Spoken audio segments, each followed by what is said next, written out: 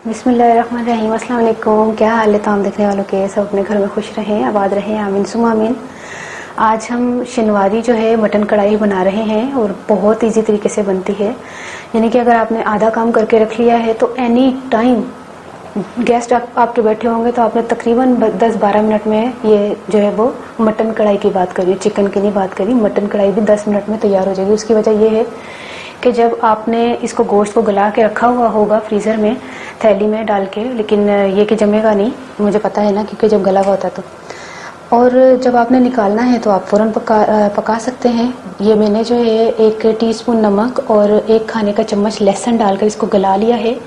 ये गला हुआ गोश्त है, क्योंकि हम रेस्टोरेंट में जब ऑर्डर देते हैं तो 15 मिनट के अंदर अंदर ऑर्डर जो है उनको कंप्लीट करना पड़ता है। ये गोश्त जो है गलने में टाइम लगता है, इसलिए उन्होंने गला के रखा हुआ होता है मटन।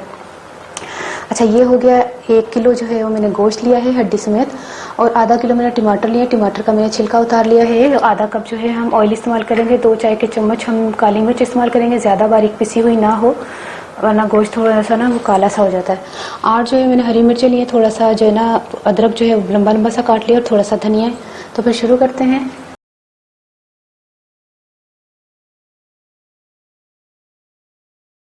ये देखिए, आधा कप मैंने कढ़ाई में ऑयल शामिल कर लिया है। अब ये गोश्त है, थोड़ी सी यखनी है, हाफ कप से भी कम है यखनी है। यखनी आपने फेंकनी नहीं है, आपने पानी उतना रखना है कि जिसमें गोश्त भी गल जाए, और थोड़ा सा अगर पानी बच जाए तो उसको फेंकना नहीं, उसको इसी में शामिल करना है। और एक और चीज़ मैं आपको बता दूं कि गोश्त महफूज करने का मैंने तरीका मुस्कुराती लाइफ में डाला हुआ है। ये वही गोश्त है।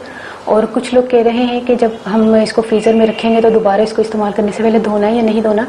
तो मेरे जो देखने वाले हैं तो दोबारा गोश्त को नहीं धोना, ये मैं बता दूं आपको कि दोबारा आपने गोश्त निकाला फौरन पका लीजिएगा। 1 मिनट। ये जो है हमने गोश्त शामिल किया, इसको थोड़ा सा भूनते हैं टमाटर डाल के। ये देखिए, इसको भूनना है, इन दोनों चीज़ों को भूनना है। गोश्त गला हुआ है और इसलिए भुनाई में ही ये जो है ना इसका टमाटर जो है वो अपना पेस्ट की सूरत में आ जाएंगे। और इसको सिर्फ भूनना तेज़ फ्लेम पर।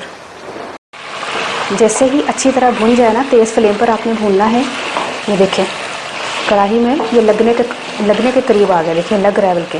तो इस टाइम पर हमने क्या करना है, ये जो तमाम चीज़ें हैं, अभी इस चीज़ों को डालने से पहले काली मिर्च शामिल करेंगे, और इसके अलावा हमने हरी मिर्चें शामिल की और अदरक,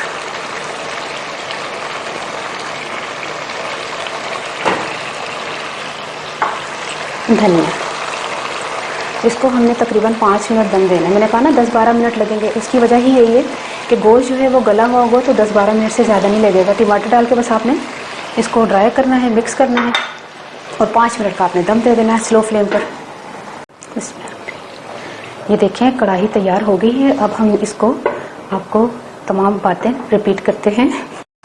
ये देखें 1 किलो गोश्त जो है ना, अच्छा मैं पंजाबी तो लगी पक गई है, तैयार हो गई है। और मैं छोटी कढ़ाई नहीं पा रही तो एहदे ची सोहनी लग रही, और एहदे ची जो ना खैर तुम देना हो तो छोटी कढ़ाई पा के दे सकते हो। अच्छा, वो ना मैं 1 किलो गोश्त नू ना मैं 1 खाने का चम्मच लहसुन तो 1 टीस्पून नमक पा के ना मैं गला लिया सी, 2 या 2.5 गिलास पानी पा के।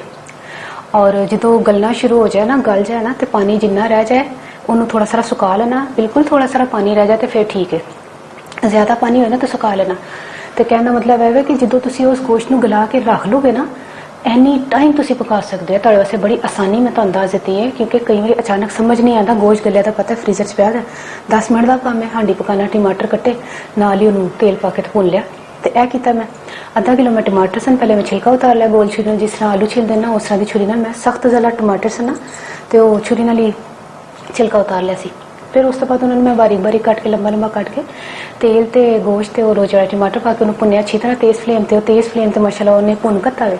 आखिरी 5 मिनट का मैं दम देता वे, जड़ा मैं अदरक पा के, धनिया पा के, हरिया मिर्चा पा के, काली मिर्च पा के बनाओ, ट्राई करो। हमने अपनी दुआ याद रखना। ओके, अल्लाह हाफिज़।